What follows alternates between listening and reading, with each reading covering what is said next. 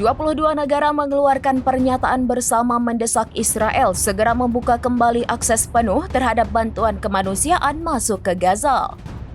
Pernyataan ini diteken negara-negara donor yang mayoritas sekutu Israel. Negara-negara yang memberikan desakan ke Israel mulai dari Inggris, Australia, Kanada, Denmark, Estonia, dan Finlandia.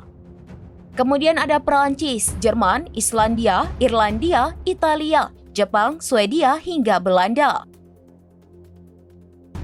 Mereka mengatakan warga Gaza yang dilanda perang mulai menghadapi kelaparan. Oleh karena itu, mereka harus menerima bantuan segera. Bantuan tersebut mulai dari makanan, obat-obatan, dan persediaan penting lain. Selain menuntut dibukanya akses bantuan kemanusiaan, para negara donor juga tegas menolak rencana Israel mengganti sistem distribusi bantuan di Gaza. Mereka juga mendesak Israel memungkinkan PBB dan organisasi-organisasi kemanusiaan lainnya untuk bekerja secara independen dan tidak memihak.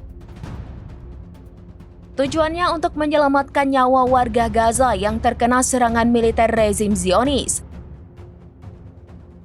Diketahui blokade bantuan kemanusiaan ini dilakukan Israel selama lebih dari 2 bulan. Tindakan Zionis ini membuat krisis kemanusiaan di Gaza menjadi sorotan dunia.